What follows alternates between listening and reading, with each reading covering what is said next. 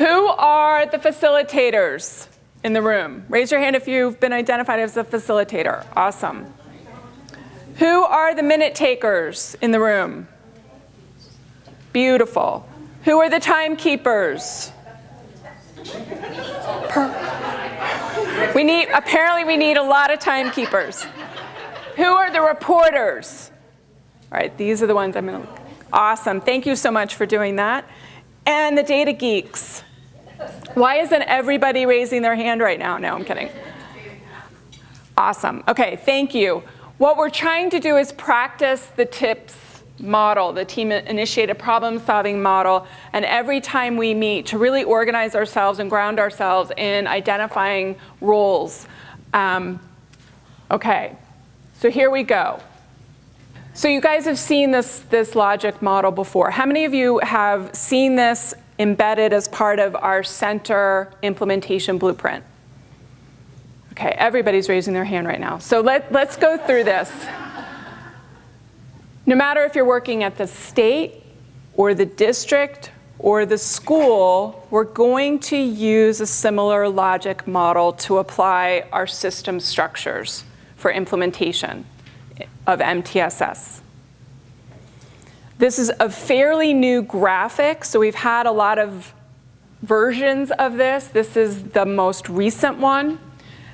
And I want you to pay really close attention to the leadership team. Lucille talked this morning about making sure that we had cabinet level or people in authority who could make some really critical decisions. When we're talking about MOU development, when we're talking about HIPAA, FERPA, when we're talking about funding, we need the people charged with being able to change and manipulate organizational systems to be serving on this team.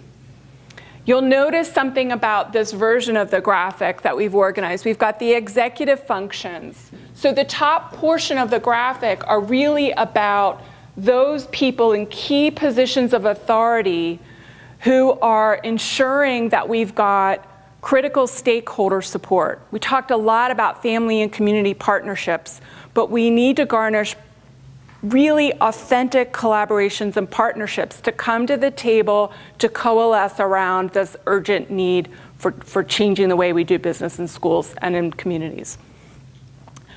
One of the first questions we normally get, and I was surprised it hasn't come up this morning, is around funding, right?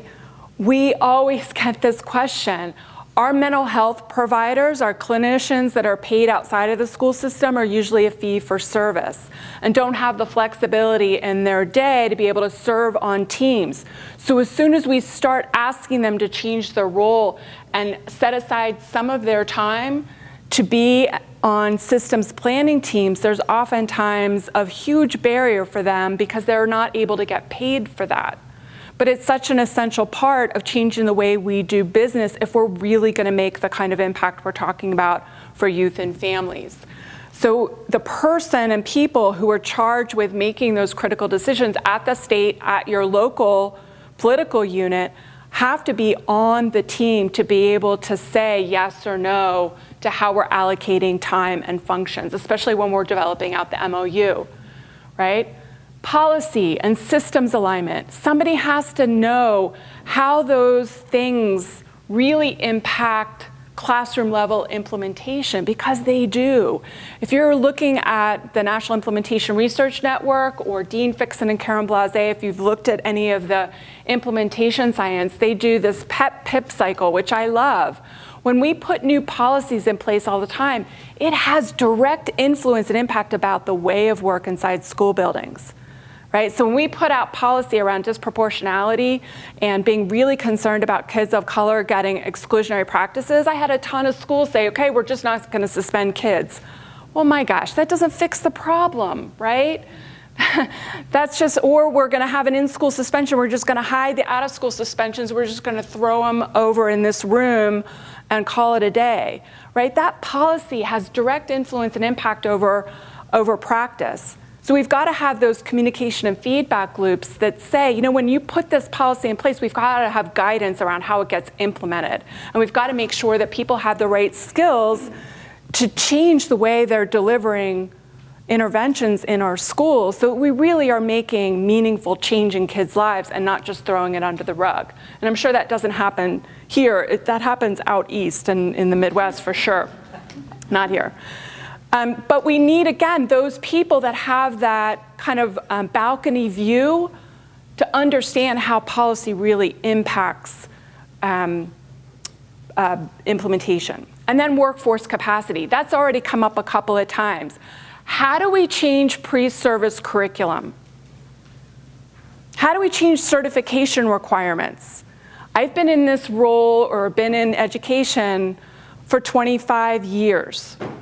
The certification requirements are pretty much the same as when I came through, right? I'm a special educator, got one course on behavior management and was thrown into a self-contained classroom in a behavioral health organization and didn't really learn what I needed to learn in that one class, turns out. But we still have those same certification requirements. I feel, we're looking at the data, we're at this tipping point right now in this country with respect to mental health, right? Our staff, I'm really concerned about. We've talked a lot today about confidence and competence in our staff, but it's also about staff wellness and our ability to navigate the stressors of our lives in kind of where we are right now. I'm really, really concerned. I feel like some days the whole world is on fire and we're just kind of walking along doing our thing, and we've really got to change the way we're doing business. So from a pre-service lens, can we change certification requirements at the state level that then have the higher ed institutions that we're working with change their programming so we're actually nurturing and feeding the teachers before they have the opportunity to eat the children, right? Okay, some of you are still awake. But that workforce capacity, again, has to be managed and conducted by the folks that have the authority to make some of those huge global changes that we need to make if we're really going to put any kind of change process. So the executive functions are important. They also need to identify an implementation team that leads training, coaching, evaluation and performance feedback, and behavioral expertise or content expertise in mental health. We need those implementers and an implementation team to have ownership of the day-to-day management of how to make this happen, right? We also, while we're getting all of our ducks in the row at the district and the school building teaming processes, while we're getting and changing the world up here, we still have to be paying attention to sites. So to what extent can we get our champion sites on board and learn from them?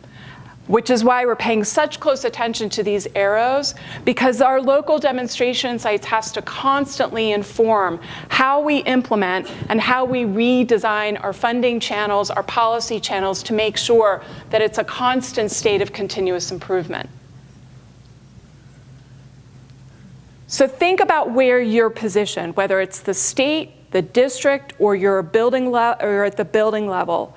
This all is going to hold true. Right? This logic model of how we're going to move forward with implementation. And we've got to have our eye on all aspects of those system structures if we're going to have sustainable change. And the crowd goes wild. Okay.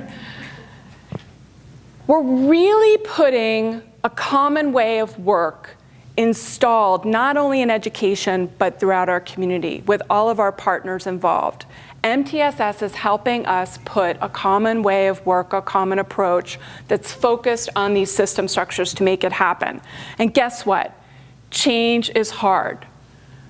We've been doing PBIS for a really long time. We know how to do PBIS, right? When we start to talk about aligning it with social emotional curriculum, aligning it with academics, aligning it with bully prevention, aligning it with trauma-informed care, and all the other acronyms that get thrown at us, this is where the real work starts, because the technical science for alignment is so challenging. So having those local implementation sites to feed us how we make this happen and how we help support our schools to do this is really going to be key. Adopting that integrated framework will challenge our assumptions, our beliefs, and our traditional practices. I hope we're all used to people looking at us really funny, right? I always get this, what is she talking about? Like, kind of like what you guys are doing to me right now, right? We've got to get used to this because we are pushing the boundaries. We're asking people to do uncomfortable things. We're asking people to change things. And it's kind of like herding cats when you ask adults to change. This work requires us to abandon long-held patterns of doing business in schools. When we talk about equal priority for social-emotional, we're going to get a lot of pushback from teachers who said, no, my calling was teaching chemistry. My calling was teaching English. Well, you can't just teach English. We're teaching whole children, right? You all are sitting in this room not just getting ISF, you are thinking about 100 other things that are impacting your life right now.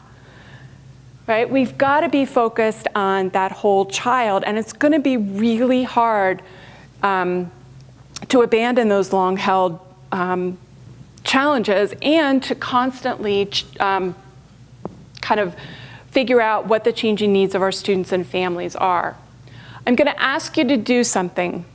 I'm going to ask you to start to be surveillance teams. And I don't really like the word surveillance, but we can no longer afford to sit back and wait till a data point reaches us to do something. We've got to be uncovering kids who need something from us before they even enter the building.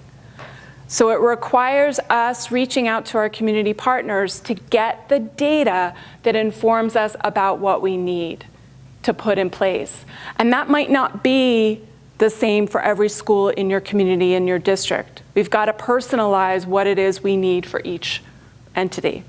So at the district community level, it's got to start there. It's got to start with those people in positions of authority who create that integrated teaming process that starts and initiates this change process. We're going to rally around the data that concerns us all.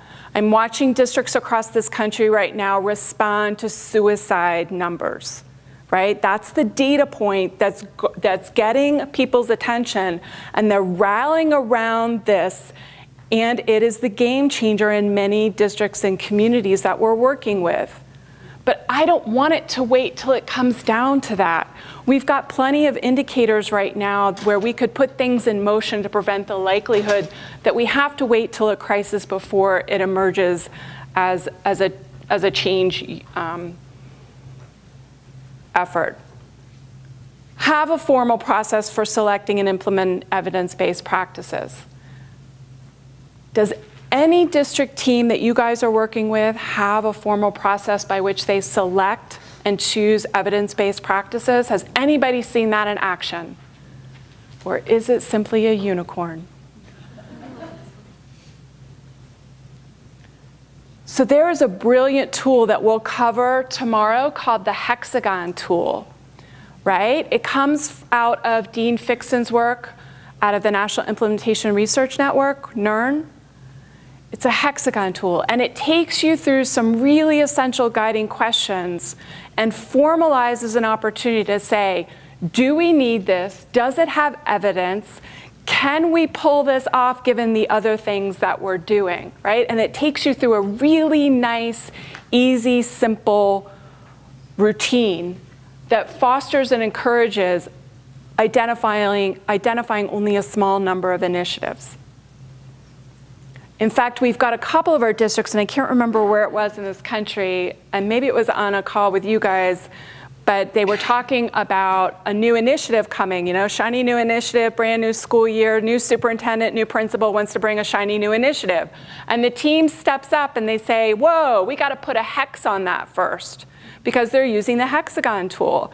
I loved that because that taught me that they were using a formal routine for selecting and implementing an evidence-based practice. Do you all know, on average, how many initiatives we try to take on a year in this country per school? The average number of initiatives we try to take on is 14, The likelihood that we do any of that well is probably zero when we're trying to pull off that much. And granted, I know our hearts are big, but somehow we've got to say enough is enough. Can we look at our data before kids even walk in the building and understand what's surrounding us, and the community data is going to be really powerful in kind of shaping that conversation, along with things like the family screener and that family check-in. Those data points are really going to help us say, we need these two major initiatives because this is really what our community is needing at this point. So can we stop doing these for right now, because this data point is telling us that this is what our kids need. Can we put in a formal routine to do that? Do you have a comprehensive early screening approach, a mental health screening approach, right? You all are fortunate enough to have, in many situations, a formal screening protocol or screener that's in place. Is that in place for all of your students? I'm seeing a lot of blank stares. So do you have a universal mental health screener that's done a couple times a year where all of your kids, yes. So, okay, so you guys are with me now. Okay, thank you. All right, good. Many places that we go do not have that. Tomorrow we're gonna talk a lot about how to use that data in an early warning response system and bring all of those data elements in with some common decision rules to make sure that kids get up early. When you're looking at your screening data, has anybody had that Pepto-Bismol moment where you're thinking, oh my gosh, look at the sheer numbers of kids that need help or that might be in an elevated risk status? That's when you say to yourself, we need to go to tier 1. We need to boost tier 1. When you start to have that uneasy feeling because you're looking at the sheer number of kids that need help from you, that's the decision point of saying, how do we enhance implementation of tier 1 so that we are responding to most of those needs? Okay, so we want to script the moves for how the district leadership team goes through enhancing your implementation. How many of you have a district team already in place that's implementing MTSS? It's okay to say yes. I'm not going to point fingers. So as you were hearing about ways that we're going to enhance this approach and ways that we're going to invite others to participate on that team, we have a workflow checklist for you to consider. So one is to establish or repurpose your team. So this afternoon, I'm going to ask you, and the first thing that we're going to ask you to do is really critically assess the extent to which you have all of kind of the right features in place and you've got the right people at the table to do this work. Next is establish a mission, vision, and operating procedures. Now, chances are you already have all of that in place. But remember our earlier conversation this morning, when our new players show up, we just can't dump the mission and vision on them. We have to say, does this really represent our community? Do we need to take another look at it and make sure that it's including the voice and ownership of the new players around the table? So we'll be talking about that this afternoon. We're going to give you time to assess your current status through encouraging you to do a mapping process, identifying gaps and needs, assessing staff utilization, which sounds like a really scary word, but it just means to look at what staff are doing and making sure that they're investing in evidence-based processes. We're going to ask that you examine some of the personal organizational barriers that you're seeing coming down the line and talk about those in some of our dialogue as we report out. We're going to ask you to review, revise, or develop MOUs with your community partners. In some of the districts we work with, they might have an MOU for one or two of their mental health agencies that they work with, but they don't have a contract in place or an MOU for other agencies. And so we're going to ask you to kind of take a look at that as we go through this process. Yes? Was there a question in the back? Oh, memorandum of understanding. We're going to ask you this year, as you're working with your technical assistance providers and your coaches, to select some sites to work with, to start to kind of ground this work in school level implementation. If we waited till the district and community leadership team got all the processes in place, we'd be waiting a long time before we actually implemented with schools. So we're going to ask you to do both at the same time as you're moving forward, and to consider what sites that you're currently working with could use a little bit of a boost or enhancement with mental health. We're also going to help think about developing an evaluation plan that lends itself to adding some more measures to looking at mental health in your districts, and then offering an integrated action plan. And we've got some examples that we can show you about how other systems are redesigning their district. So you already have a district leadership team in place. This is about enhancing your district leadership team by including more people. So we're not convinced at this point that this is a linear process. We're not convinced that this is the right order. So you guys can inform us about what the right order is for you. But for purposes of today, we're going to take you through this list of 7, and we're going to have you action plan around each one of them. So for the rest of the afternoon, we're going to talk about 15 or 20 minutes on a specific item, and then we're going to turn it over and you're going to action plan around it.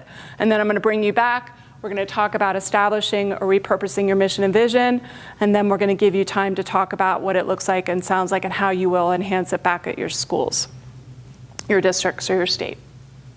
Sound like a plan? And everybody cool? Did we put in a, we've got to break out these acronyms and like write them out on our slides, which we're doing as we go through this. Okay, so number 1, you guys already have a team.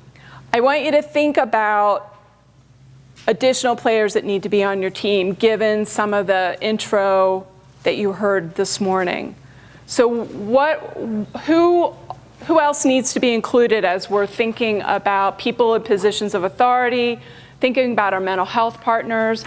Just do a quick popcorn. Who is thinking about other people that aren't currently on the team that we need to be thinking about? Yes? School social workers, great. You need somebody that represents school social workers. Other folks, who are you thinking about that you're missing? Parents, thank you. Parents and families. And really thinking about making sure that we have true, authentic voice of a broad range of families, and not just kind of, one type of family, if you will. But really kind of considering, we've got a huge multitude of families that need ownership and voice in this process, and how do we encourage that to happen and lend that voice into the team? Other players that you think are critically necessary? Law enforcement, great. So you guys are already thinking about other players that could be on the team and people that are missing from the team. The idea here is that those stakeholders are going to strengthen our ability to uncover kids earlier, and that are going to have voice and ownership over how we market things and how we bring our families into the fold to be true collaborators and partners. And that's a really hard ask and a really hard lift because we've got history, right? And that's going to be challenging. We also want to make sure that we're using an integrated professional development plan. A lot of our clinical providers who are walking into school aren't familiar with school terms and the way that schools operate. So to what extent, when we're working with those partners, do we have an ambassador program that lends itself to making sure that those clinicians or mental health providers who are just learning the ropes in education and getting to know our building are really kind of being felt like they're part of the community rather than just kind of hanging a shingle and having an office in that space. So to what extent do we have kind of that ambassador program? How, when a team gets trained, how are you making sure that the mental health providers are sitting on that team to get trained at the same time so that they're building that action planning process together with the voice and ownership of the people that you're expanding on that team? And how are we making sure that we've got adequate FTE for coaching? Now, if anybody here has done Tier 1 with classroom systems, you know how much coaching and technical assistance it takes to change teacher behavior in the classroom. We are now asking folks to take on social, emotional health and well-being.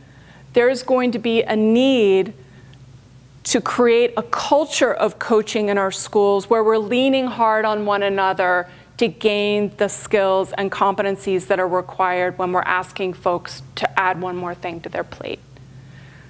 Right? So it's not just about having a coach. It's about having a culture of coaching where we're creating a community of practice across all of our colleagues to all get better as we move forward with this enhancement approach. So we've got some examples of folks to consider. You already have thought about some of these, but I'll give you kind of the latest kind of set of folks that we're starting to see on our district community leadership teams. We've got an academic MTSS director, special ed director, local mental health provider, core service agency, board member, law enforcement, somebody that's representing Youth Move or the youth through Youth Move, student supports director, union. You guys a union state? Union rep, social services after school, Department of Rec, juvenile services coordinator, family, youth, community leaders, professional development and teacher mentoring, those folks in charge of new teachers coming into your district, right? The way we deliver professional development to our teachers who actually need to build out those skill sets, those folks need to be on there, and school improvement. I know I'm missing a ton of other, but these are the ones that we're kind of seeing as kind of common folks that are getting added to your current district team. I just am trying to figure out what should that parent be? A parent of a kid who's receiving services through PBIS, not necessarily Tier 1, or does it matter? Like, can you help me out Absolutely. with this? Thanks. It's a complicated question, right? And so in a lot of the situations, what we find in how they set up their teaming structures, they usually have a family representative who is speaking for a whole group of families, so that underneath of that team usually is a work group that's focused on families that has that voice. Could it be someone like from our parents club, which is kind of like a PTA, PTO? Right. Or are you saying it should be someone more specific than As that broad? as long as that person has kind of an understanding that they are representing a constituency that represents a wide range of what families look like and sound like in that community. So they get that probably through another group, right? Through a PTA or, whatever kind of parent organization you have. It's that voice that represents a larger community that's coming to represent that constituency. Similar to somebody said, we need somebody from some social work to represent us on the team. They're not representing as the individual, they're representing as who they're associating with and have the voice of their constituency on the team. Okay, thank you. Does that help? Yep. For a district team, we've enjoyed a lot having more than one family person. One being more like a Tier 1 rep and one being a family of somebody who's been engaged in some Tier 2. And at the school level, for the Tier 2, we like to have a family member of somebody who's engaged in Tier 2. It's not critically important. The main thing is, our third grade teacher also is a parent of kids in this building. She's already on the team, so we've got family covered. That we have not enjoyed. That has not served well because they're an employee. Kelly? This is just where I usually like to start saying, and there's a webinar for that. So we have a lot of resources that before we leave here tomorrow, we'll make sure you know where to find them and how to navigate the website. But there is an ebook all around family engagement and thinking about it, no matter your team, no matter if you're elementary or secondary, et cetera, et cetera. And we do have some recorded webinars around family engagement and their participation on teams. Mm-hmm. The important thing is that you don't overwhelm the system by adding every single person you're thinking of right now, next week, right? The important thing is to look around and say, who are we missing? How do we get that voice to the table? And how do we start enhancing and creating that common way of work around an expanded group of people? Another example, again, a large and diverse stakeholder group is what we're after right now that represents the community at large. And so this is out of North Carolina, and they have a managed care organization, and they've got a leader from that. They've got representation from the Department of Health and Human Services, the Mountain Area Health Education Center, 4 mental health provider organizations. Now, at this point in time, and Kelly, you can correct me if I'm wrong, there are probably a lot more mental health providers in that area, but right now, they've got 4 that are participating in part of that district. Right, so we're going to do things in increments. We're not going to make sure that everybody's got a voice at the table, but they're being very mindful of who's ready to play, and they put a statement for qualifications out to ensure that we're going to abide by a common way of work, and we've got some rules of engagement as we move forward, rather than just, oh, you go do your thing, here's an office space, right? That's the difference. We've got juvenile justice there, parent advocacy and support groups. So we've got that parent and linking in that parent voice through a complete agency that's representing, again, the constituency. We've got Children First Communities and Schools, United Way, Family Justice Center, Child Advocacy. I don't know what Blue Ridge Trex is. Kelly, you could maybe help us. It's like a recreational, and it has a therapeutic component where they would take kids like hiking or backpacking, things like that. Great. We've got an eating disorder treatment center that's got representation on this team, Caring for Children, Children's Hope Alliance, and Carolina Outreach. So don't get intimidated by this list, okay? Don't go, oh my gosh. This is just getting you kind of brainstorming options and thinking about the local resources that you might have in your community, and think about identifying where the gaps are in your team and saying, what will our action steps be to get more people at the table to understand MTSS as the guiding force of how we're going to transform the way we do business for kids in schools.